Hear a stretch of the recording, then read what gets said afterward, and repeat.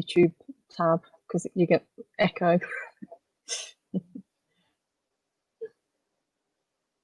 Hello, everyone. Welcome to the first ever YouTube live stream. I am your host, Darth Haster, and with me I have Purple Valkyrie. Good afternoon. Hello. Thank you for having me. And congratulations. Thank you, and thank you for coming. Oh, thank you. Pleasure. Always love to talk a little bit of Lovecraft. Ah, Lovecraft. Such a man. Yes, he was. He was definitely a piece of work. Probably wouldn't get away with what his sensibilities these days, but we're not here to really talk about that, are we? We're not, no, but you're quite correct. I think he would be deemed problematic these days. Definitely. If he was born today, hashtag cancel Lovecraft. Oh yes, he'd be cancelled immediately. Anyway, on to the point of what do we? The deep ones. The deep ones. Yes, absolutely. Yeah. So deep ones, as you know, being a Lovecraft aficionado and fan, was probably one of his more famous creations. I mean, people generally jump straight to Cthulhu when they think Lovecraft, but I think the Deep Ones has a much richer history in his work and in the work that other people did within his universe. And not just that, in pop culture as well. The Deep Ones are practically visualized everywhere, from video games, comic books, movies, even the old Universal movies. The Creature from the Black Lagoon, a deep one. A deep one, yes. Classic look. And most people didn't really kind of pick up on that's what the creature was. But no, you're absolutely correct. Yeah, that is what the creature is, a deep one in essence. A lot of things tied to the Deep Ones. But you cannot speak of the Deep Ones without ever talking about Dagon, the Lord of the Deep Ones. Yes. Dagon, what a fantastic story. One of his shorter stories, if I remember correctly. But yes, rather short story. Probably one of the ones that I first read, and that's what kind of got me hooked. Really? That was your first one? Yeah, that was my first introduction to Lovecraft. I came across it randomly, because a lot of his work obviously is public domain. And I thought, this is very interesting. Let's see what else this author has to offer. And it kind of spiraled from there, or descended into madness, whichever way you want to look at it. Epic Beard asks, Deep One? He does not know the Deep Ones. That's okay. We can. That's what we're here for, to fill you in. By the end of this live stream, you will be intimately familiar with the Deep Ones and Lord Dagon. I don't know if I want to be intimately with the Deep One. We can touch on that on some of the stories, because that's. I'm pretty sure it's covered. I'm pretty sure it's covered.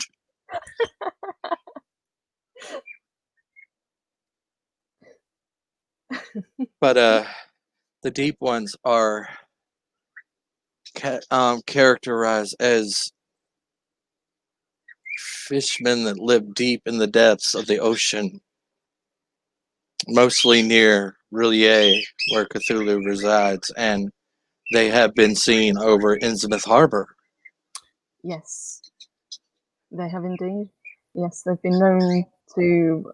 Obviously, they can come on land, but they are mostly aquatic creatures. As you say, Innsmouth is probably one of the better known stories that they're in.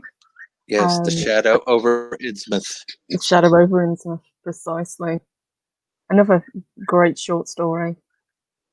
Shall we kind of give our audience a little bit of a breakdown of Dagon first, and then swing into Okay. the deep ones round about? Well, sounds good.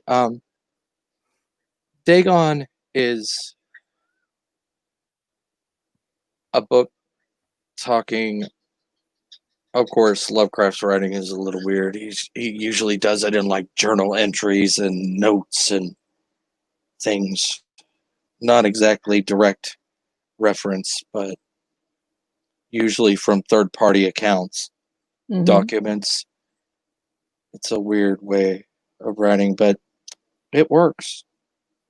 It does, yeah. It's very effective. It kind of distances you from the main character of the plot as well. So, for example, with Dagon, it's told as almost like a diary entry. It's the story of a man who's been basically shipwrecked, and his adventure in this unknown place, unknown island that surfaces after a storm. So he finds himself stranded on this slimy black expanse with dead fish and just huge rocks, and it basically looks like the seabed that's been risen above ground. So he wanders around looking for shelter, for food, for anything really. And after wandering for a while, he comes across a monolith. Don't forget the black ichor. Oh, the black ichor, yes. And the way it's described in the book, it's just disgusting. He's slogging through this sticky... It's like a black gelatinous mess. Yes. Almost like a tarish mess. It's just mollusks and crustaceans and just bits of dead fish all kind of churned together in this disgusting black mess that he's having to wade through. So he's having a bad time of it, and it just gets worse as the story goes on. So he comes across this monolith, and he's just awe-inspired by this thing. It's immense. It's like coming face to face with a pyramid. That's how big this thing is, and it's intricately carved. It's got whales, and the closer he looks at it, there's these odd human-esque creatures. Not human, but not fish either. So that's our first kind of introduction to the deep ones. And as he's staring at this... You're doing... Oh, sorry, sweetheart. I'm sorry to cut you out. You're doing so well. I don't want to interrupt you. Everything. It's like you're in my head. And you say it so eloquently. I just don't want to interrupt you. Oh no, interrupt away. That's what we're here for. That's what we want. It's the back and forth. That's awesome. And Call of Duty Smith asks, am I familiar with the Call of Cthulhu RPG system? Yes, I actually have it on my shelf. I have the Keeper book and the Investigator's book for the new 7th edition, I think. I just recently got into it, back into the deep ones and Dagon. So where were we? Oh, yeah, that's right. So as he's standing staring at this monolith, a creature appears from the water. And because it's public domain, shall I read the description? Go ahead. That Lovecraft gives? Okay, so the narrator of our story, he's staring at this monolith, and a creature emerges from the water. And it says, with only a slight churning to mark the rise of the surface, the thing slid above the dark waters, vast Prometheus-like and loathsome. It darted like a stupendous monster of nightmares to the monolith, about which it flung its gigantic scaly arms, while it bowed its hideous head and gave vent to certain measured sounds. So not only are these things hideous, they're also huge. Or this particular deep one was. And he's witnessing this deep one worshipping this monolith because obviously the monolith is in tribute to the god Dagon, the fish god. That you seem to have nailed that right on the head. I just didn't want to interrupt. You seem to. You can't beat that something told with such eloquence. Oh, thank you. I love it. And then pretty much our hero of the story, his mind snaps on seeing this huge, hideous fish-like creature, and he turns tail and runs. All the while, his mind is just slipping away from him because he just can't comprehend what he's just seen. Whoa.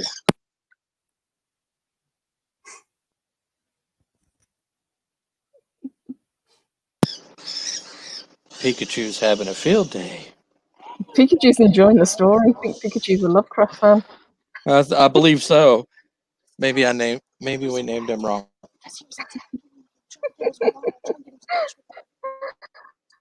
Oh, thank you, V-Star. That's very kind of you.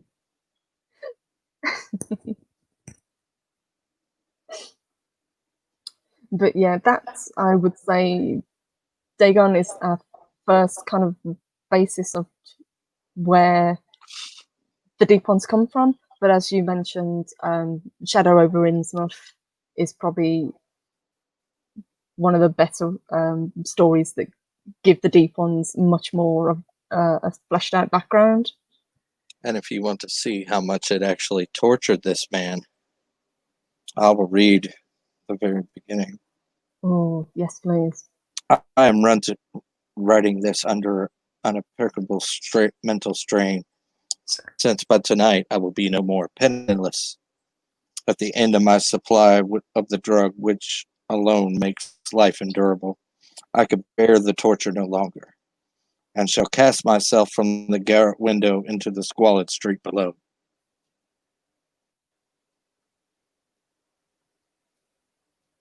That's how much it drove him. Yes, he was unable to escape the vision of what he'd seen. What has been seen cannot be unseen. Mm-hmm. And I can kind of agree with him. I think if I'd seen a huge fish humanoid creature, my mind would have snapped as well, and I would have turned to substances just to cope.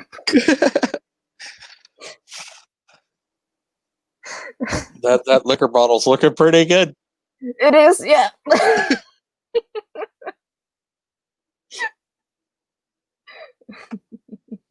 Just down the whole thing.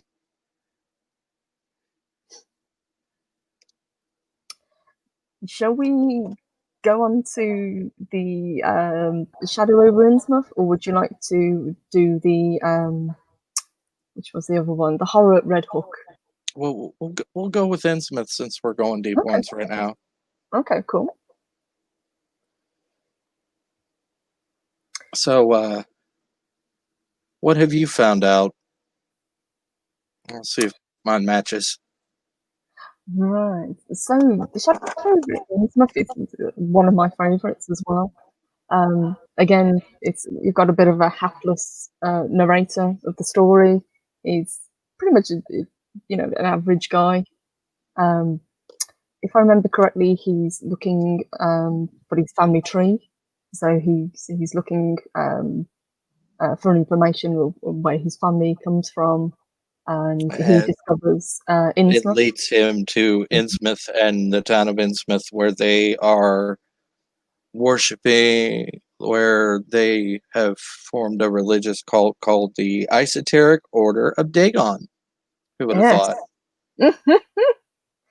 Yes, that's why I said you can't bring up Innsmouth without bringing up Dagon, because it just coincides so much together in the mythos. I still say Dagon had a bigger influence, and than say Cthulhu, who was more well known, more commercial. I believe. I kind of believe so too. Mm-hmm. I'm right there with you on that one.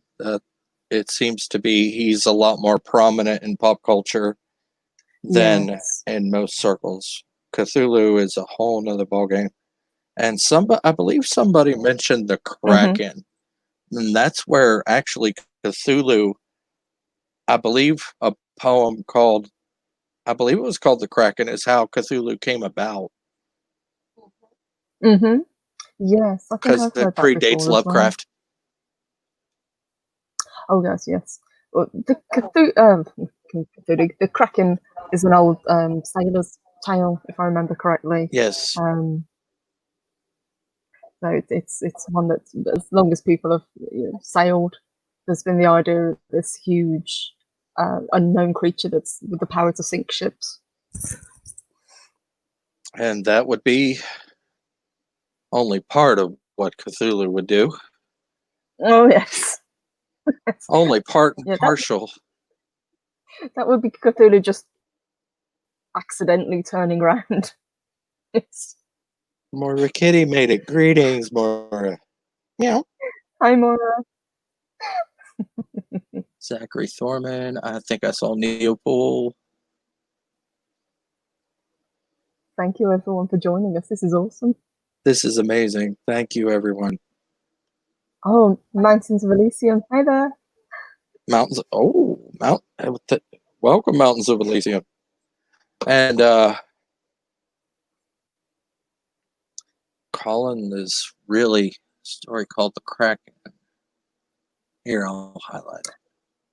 Yeah, absolutely. Maybe. My mouse wants to cooperate. It's like, nope. Oh, I've had that problem as well. There we go.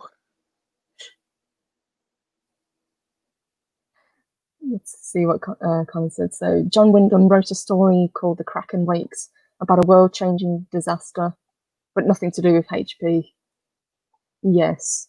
I haven't read that. I vaguely know the story, but I've got to admit I haven't read that one.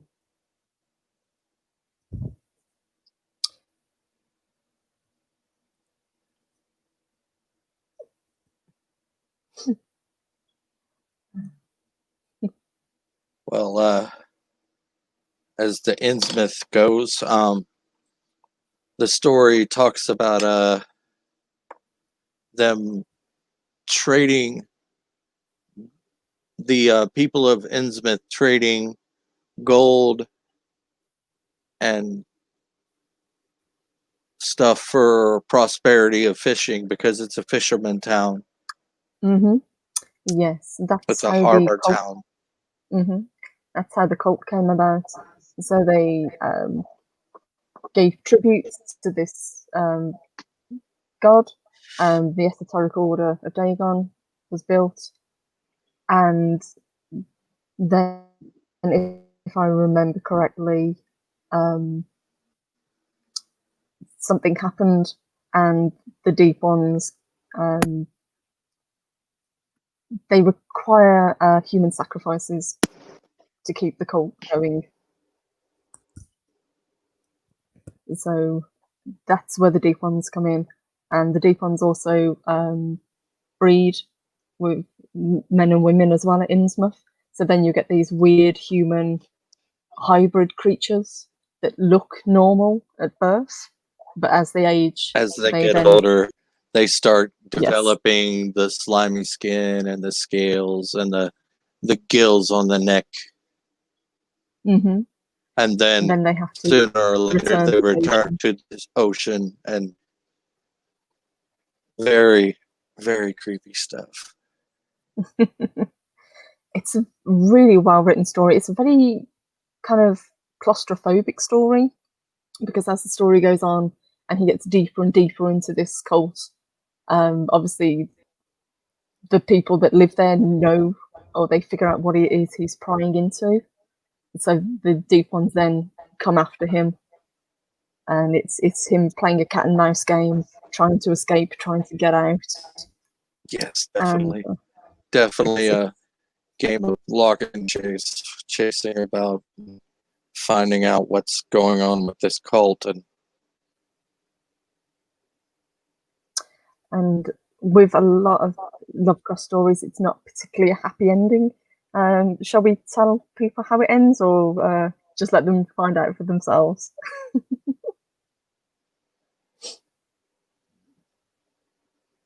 Go ahead. Go ahead. Okay. Go ahead if you want. I highly recommend reading it anyway, because it is a great story. But eventually he does come across the deep ones himself.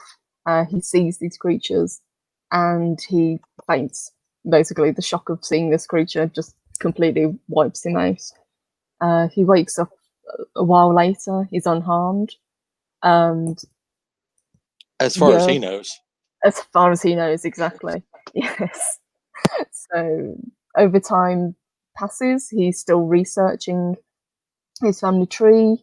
He finds out that he is actually a descendant of Obed Marsh, which is another of the main characters in the story, who is the founder of the Esoteric Order. And he's also the creepy drunkard guy you find in the story. He's one of those, you know how every bar has an exaggerated drunk guy? That would be Zadok Allen, if you ever wanted a description of him. That would be him.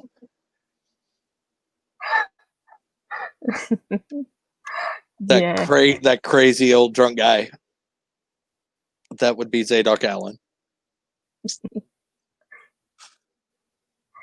And then our protagonist, as you say, he thinks he's unharmed, but then he starts to realize he is actually physically changing into a deep one himself. Into a deep one himself, yes.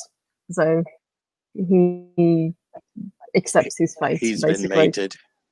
He will have to eventually join them in the ocean and swim with the deep ones, being a deep one himself. And the deep ones have yet another number added to their ranks. So it's a great story. It is definitely one of my favorites. What about you, hon? Those two seem to be probably one of my better favorites.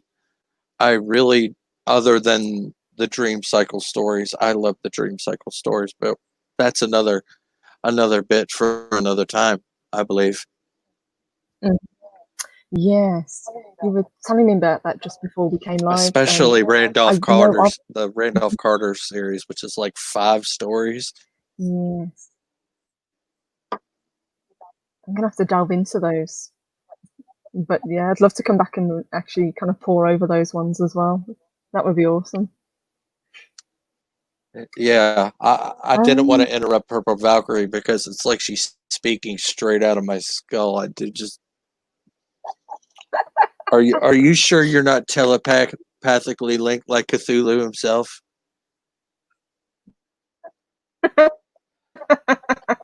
Well, if you start having weird dreams, just don't. I've been having weird dreams lately since I started to even ask you about this stream. Are you sure?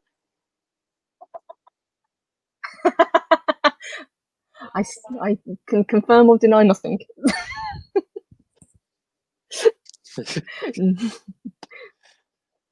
I don't know if I can call them dreams. They're more like nightmares. Hardly getting any sleep because of this.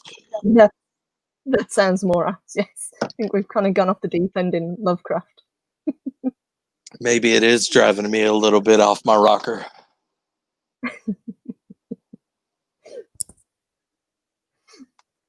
Maybe I finally need to save one of them straight jackets for my own.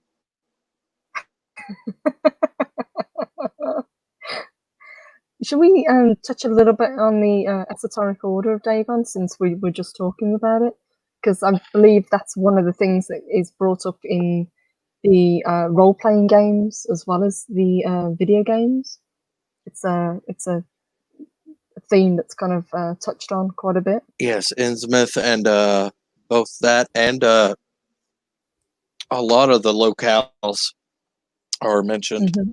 Miskatonic University is mentioned Yeah. a lot.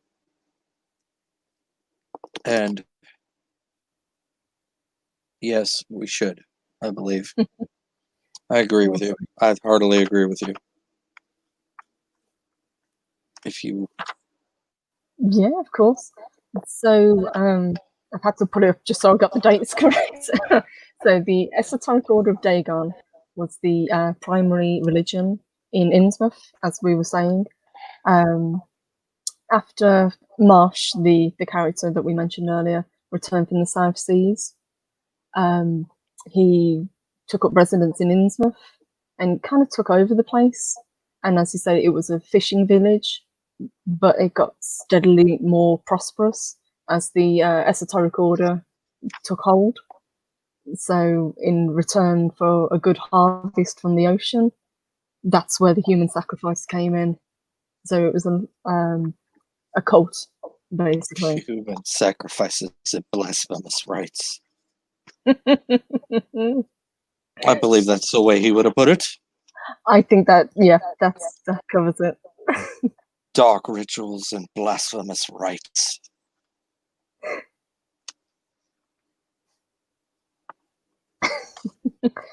Oh, Kronos, I can't ban anyone here. I can. I'm not going to. No, don't do it.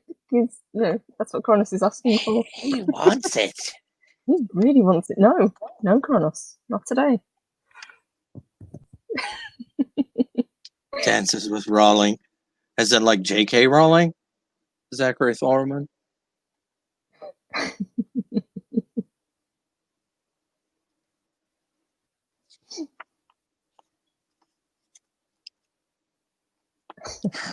Hermione lives there. Oh, this chat. Oh. Funny that Zachary should bring Rowling up. You think with all the things that she kind of borrowed from everyone else, she would have sort of touched upon Lovecraft. It's kind of odd that she didn't really pick up anything of his work to bring into the Harry Potter universe. Maybe she just... Are you sure? Maybe some of the facelessness of the Dementors, maybe? Maybe. I mean, there is the mermaid characters as well, if I remember correctly. Because they could be misconstrued as hooded night gaunts. True. That's a good point. Just slight alteration. But I usually compare the Dementors with race any more than... Yes, the wraiths or like a banshee, yeah, that kind of creature rather than something. But night gaunts don't exactly suck the essence out of you. They more or less are almost cannibalistic in nature. Mm-hmm. Yeah, night gaunts are pretty awful creatures. They'll just assume tear you apart and eat you then. Yes, yeah, they're not really concerned with playing with their food. They'll just eat you. You mentioned that Lovecraft shows up in a lot of games. Games kind of like the Elder Scrolls. He's been seen. I believe, I'm not too familiar with Elder Scrolls, but I'm sure maybe. For me, I would say Hermaeus Morus, one of the creatures in the Elder Scrolls, is definitely a Lovecraftian in nature. I know the fishmen from Castlevania are a representation of the Deep Ones. Yes, that I forgot about. And they have been in every iteration of Castlevania since 1986. Since the original. In some way, shape, or form.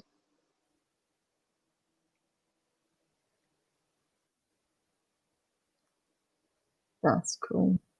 Just trying to think, is there any others off the top of my head? Time Splitters, for some reason, is coming into my head, but I can't think what the connection is. It might be just a character that looks like a deep one, if I remember correctly. What this may be a stretch, but maybe even the Krill have something, some kind of from Star Trek. Yes. They seem rather fish and reptilian-like in appearance. Mm-hmm. Like a deep one. Damn Lovecraft, he gets everywhere, doesn't he? Yep, got his tentacles everywhere. Kind of like I do all over these pneumatic tubes of you. I love that. That's a really good way of describing it. What, the pneumatic tubes of you? Yeah, I thought of that myself. I think it's brilliant. You have to copyright that. I've got to. Use it as your tagline for your Welcome to the channel. pneumatic tubes of the you. DM. Copyright.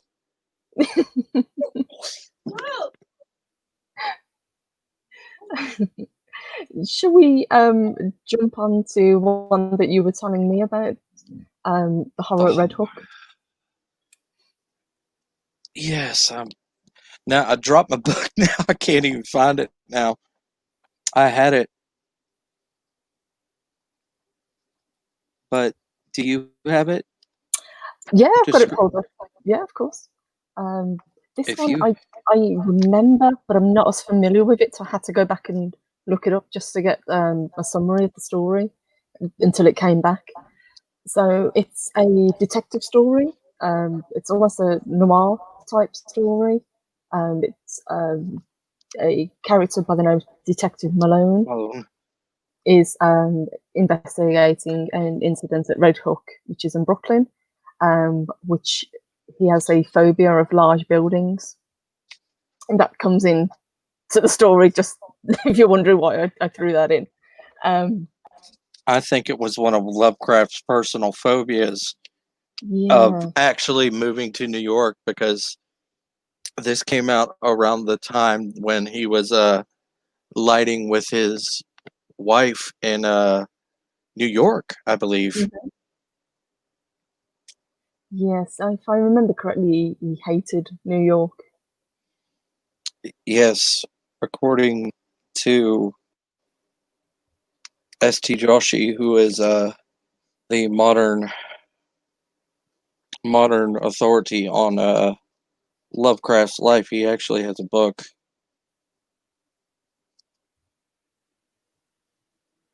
I had it at one point in time, but things get legs around here. Yes, you were saying on the stream earlier you've got brownies. I'm starting to think they're brownies or something. Something's moving your stuff around. Either that or sticky fingers.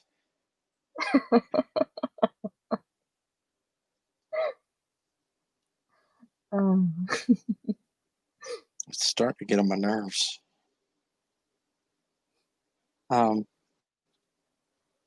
Yes, Detective Thomas Malone is... You're right. Yes. Under a leave of absence during medical treatment. Let me just pull up some. I've got the actual kind of plot summary. Yes, so he was investigating the case of Robert Sidon. Yeah. And as he investigates this case even more, he gets kind of drawn down into it. So when he meets Sidon, he changes. So originally he's shabby looking, he's a recluse. And as the story progresses, he's seen around town, he's looking younger, he's looking healthier.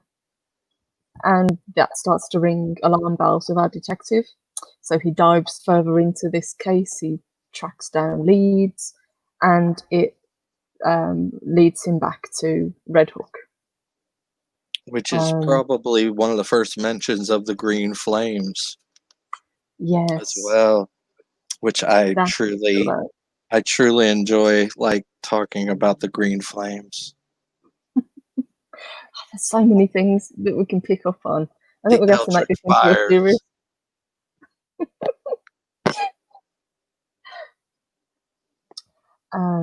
Where did we get to? Oh yeah, I lost track of what I was thinking. So Malone's investigating Sidon. Sidon, in the meantime, has just gotten married. He and his bride are aboard a ship, and then all hell breaks loose. That sounds correct. They rush to Sidon's room, and they find him and his wife dead with claw marks. And then some very suspicious, we will put in commas, men come aboard and claim Sidon's body and take it away. Malone is baffled by this, so he's still tracking down this case. He goes back to Sidon's flat to try and find some leads, to try and find, what the heck is actually going on. And he finds a way down into the basement. And he goes down further and further underneath the building, and basically underneath the city itself. There's this subterranean cavernous tunnels, like a cave system. So he follows it further, being the good detective that he is. And again, this is where he comes across the Deep Ones practicing human sacrifice and a ritual where they're basically trying to resurrect Sidon himself.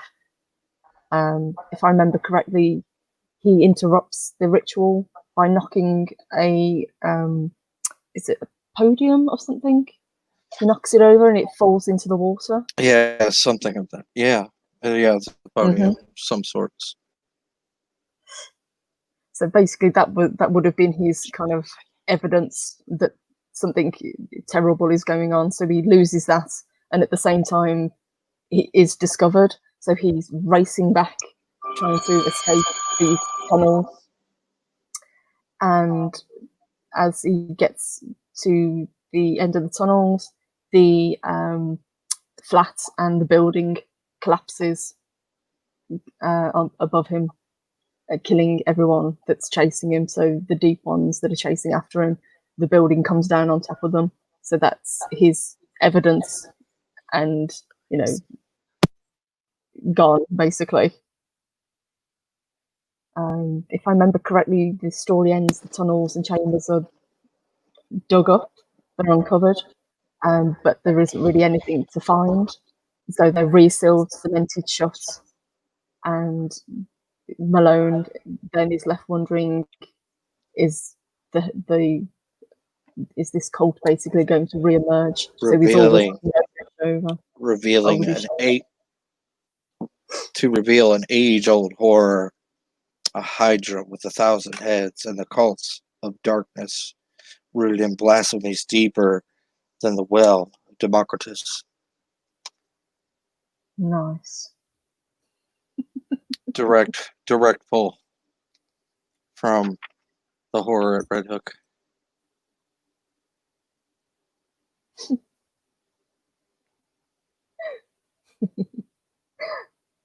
Hey, good afternoon, Loki. Loki's here, yes. He is. Good afternoon. Thank you for joining us.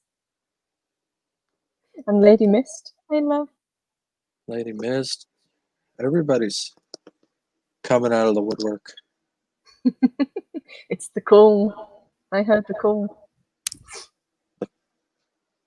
The call of Dagon? Or is it the call of Cthulhu? I can't remember. Yes. Yes, probably the call of Dagon on this one. Yeah, I'd have to heartily agree with you. Call of Dagon on this one. Yeah, Dagon would not be happy if Cthulhu usurped him. But I'm sure he has a precedence, because Cthulhu would be summoning the Deep Ones if he ever ever wakes up from his slumber in Rillier.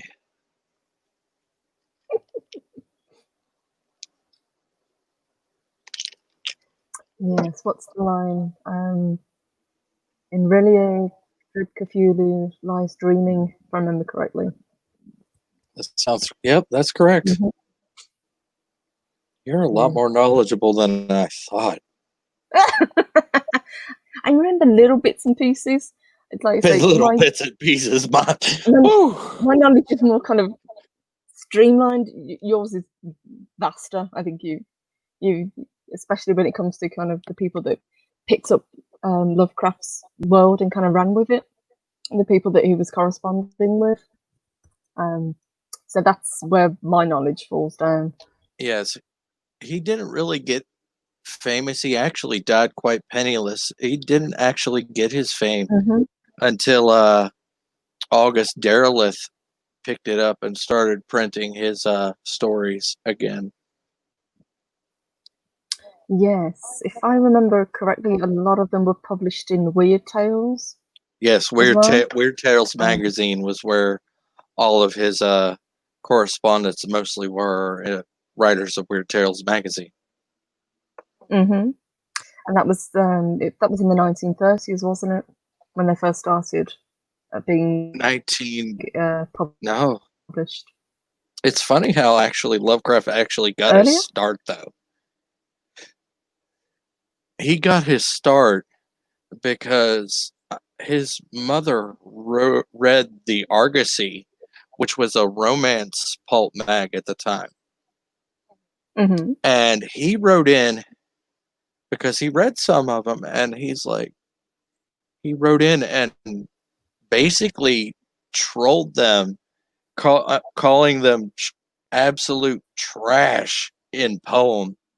And that's how he actually got his job at Weird Tales. It's like, yeah, he got his job being a troll for a romance pulp mag. So Lovecraft threw down the gauntlet. Luckily for him, he could actually write. Can you imagine if he'd been a terrible writer? And if, I don't know about everybody else, but I do have something else. I am contributing my own spin on I have my own offering to the Cthulhu mythos. Are you? Awesome. Is this something you're writing at the moment? I actually have the first draft up on Jedi Bill's Discord.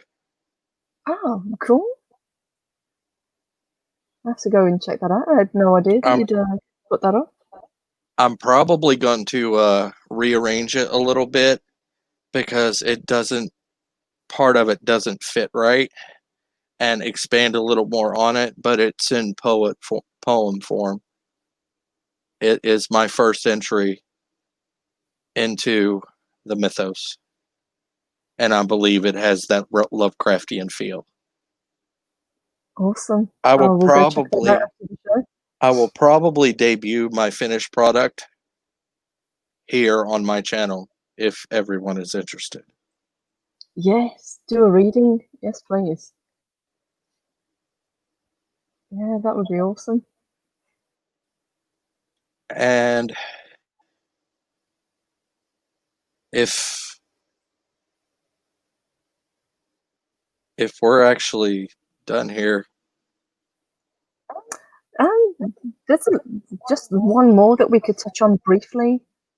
Really? Which was yeah, what's the thing on the doorstep? Oh, so I almost completely forgot about the thing on the doorstep. It's not as well connected as the other ones that we've talked about, but it does kind of touch on them. It does kind of touch on the byproduct of what happens when you do mate a human with a deep one.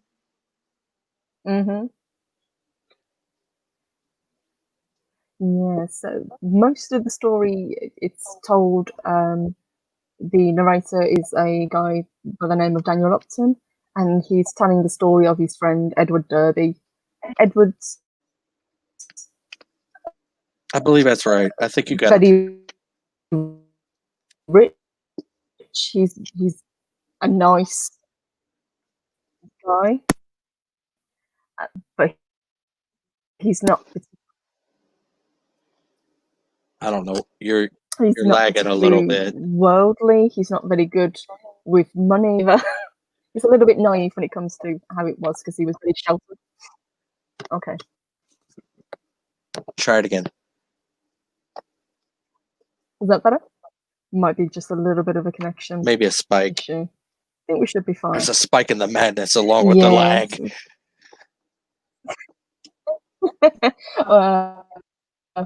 That's StreamYards for you, unfortunately. You do get little blips occasionally. You can't talk about Lovecraft without having a spike in madness. When we were doing the vocal thing.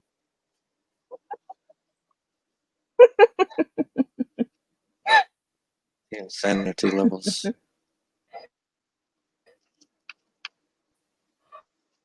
are in eldritch proportions right now. Where were we? Oh yeah. So Edward. I forgot what I was. Oh yeah. So Edward Derby, yeah. So he was very sheltered by his parents, basically, and Daniel Upton is his best friend. He kind of guides him through life. He looks out for him. Are you guys getting the lag? Derby falls for a just a little bit. Just a little bit. Okay, we'll leave it a second. Are we 5x5 chat, or is it starting to pan out better? No lag here.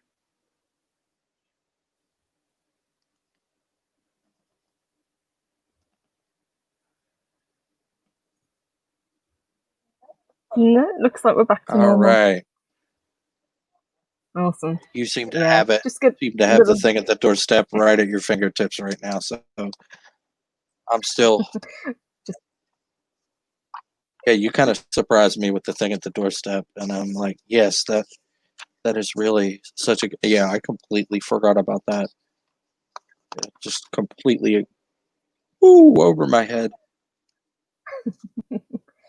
I think it's because, as you say, it's not as connected as some of the other ones, but it just it does have some presence in the Deep One lore because of the mating with humanity and the Deep Ones.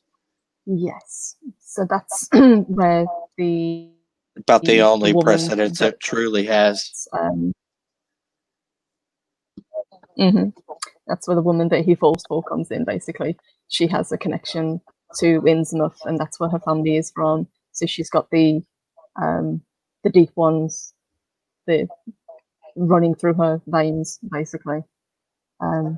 Also, they have servants which are completely changed. So,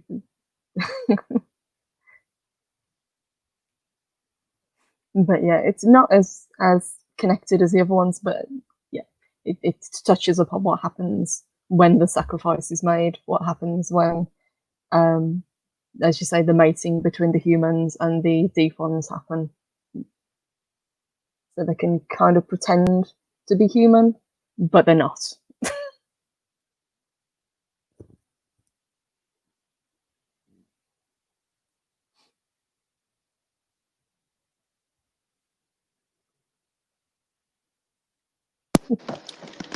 The dark undulations and blasphemous rites of the copulations between dark Deep One and human.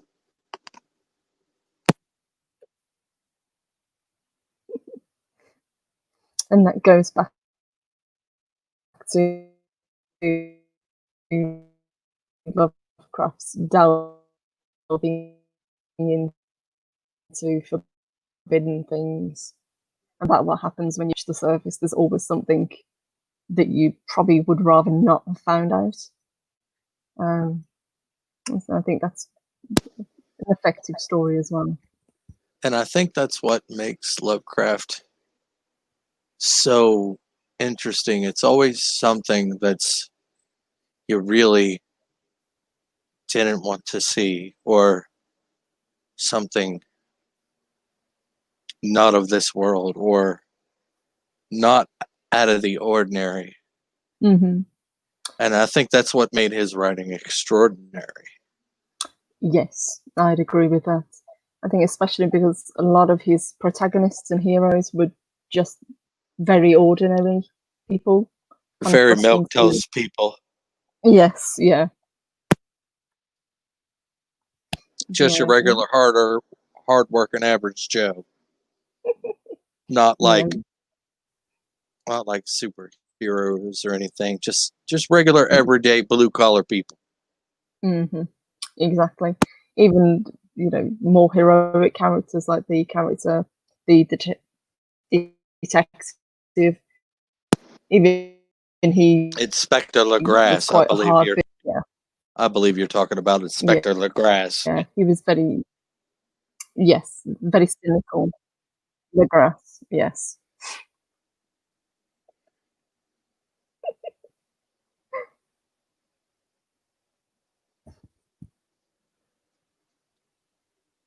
Well, I don't think I don't know how much longer I should have went Gelogia before I went.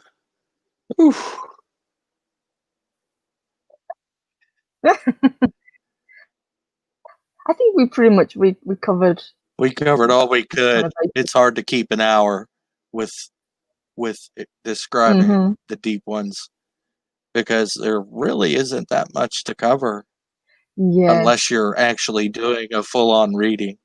No,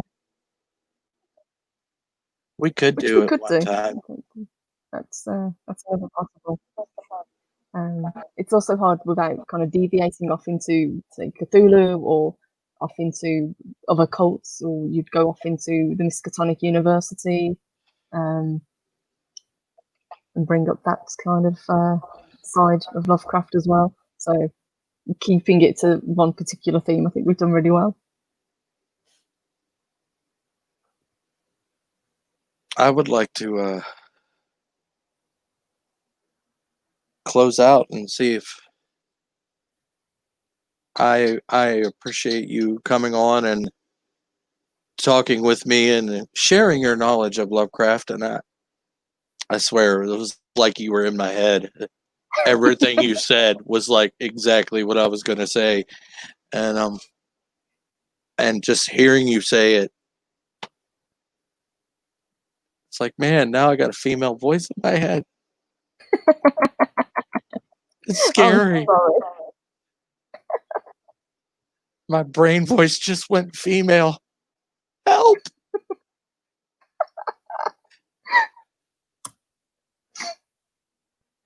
Am I turning? Nah, I'm good. No, we can stave off badness for another day. Yes, we'll probably cover Cthulhu another day. Yes, and Collins said Lovecraft is public domain, so there wouldn't be any copyright issues. So yeah, I wouldn't mind doing even a brief kind of reading of maybe one of his shorter stories. In Dagon could be read because that's a pretty short story. Dagon's a real good one. Mhm. I was thinking The Beast in the Cave. I've always liked The Beast in the Cave. That's good. Yes, that would be a good one. I think that was the first one, oddly enough, I actually picked up because I was really big into werewolves. Huh. Odd choice. Odd pickup. I know. But yes, I was really big into werewolves and vampires and that lore. And then I Mhm. stumbled on The Beast in the Cave one day, and that's how I actually got into Lovecraft. And then I didn't even realize that what I was reading was Lovecraft, because all I had was the uh the story and not the author name or anything. But one of my friends who was actually part of the Lovecraft Historical Society pointed out, that's H.P. Lovecraft. You didn't know that was H.P. Lovecraft? I'm like, no, I did not. And that was years ago. And here I am today talking Lovecraft with everybody on YouTube. Another good one would be The Color Out of Space. Yes. I just recently watched that movie with Nick Cage. That it's actually more of a modern telling because there are cell phones and stuff. It doesn't have the old farm and the electric torches. But yes, I thought it was actually really good.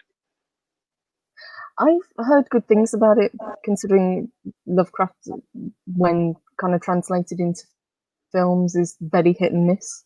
So it's definitely one on my list to watch. What's his face McWhatnot likes The Beast in the Cave.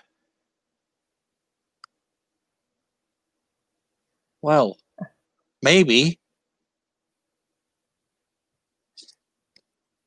Okay, mouse, work for me. Where'd it go? Now it like disappeared. Hello, Bill. It's like, nope. You're not getting to it.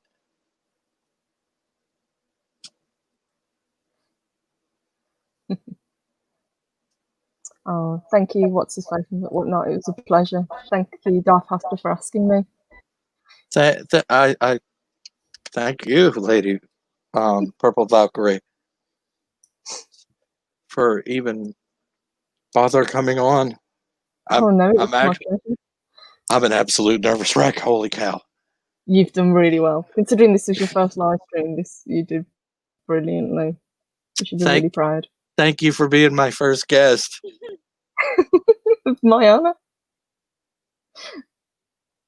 And what a guest it was. How about that, ladies and gentlemen? Thank you to the chat. I didn't realize she was so knowledgeable. Wow. Holy cow. You surprised the heck out of me. Oh, Azathoth, yes.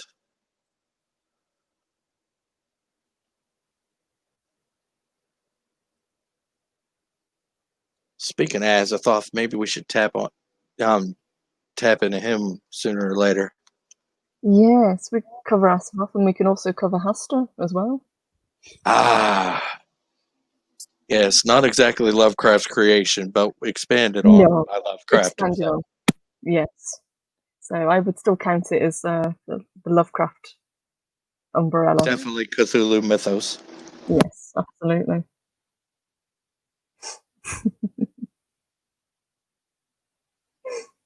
Would this be a good time for you?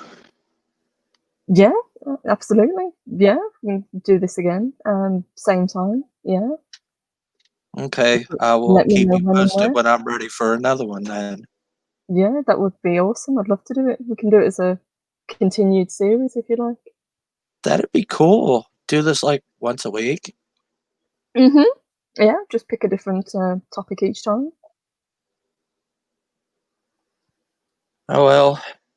Thank you everyone for coming. V-Star, Lady Miss, Jedi Bill, what's his Facebook, whatnot. Well, who? I think I saw Necron Beast earlier. We got Zachary Thorman. We got Colin P. Smith. We got Kronos. We got holy cow. Chat's jumping. Yes, that's one thing you're gonna have to get used to with StreamYards. The chat jumps all the time. Loki was here. Loki's Mornings of Mischief. Wow. Thank you for coming. Thank you so much. Every Mountains of Elysium, thank you.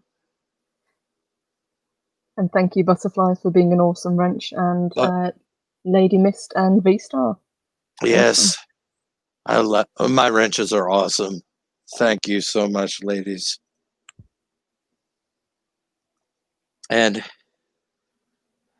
time to go back to my dimension now. Have an awesome day, everyone. the rest of your afternoon, evening. Thank you. Stay eldritch. Thank you ever so much. Have a great day, guys.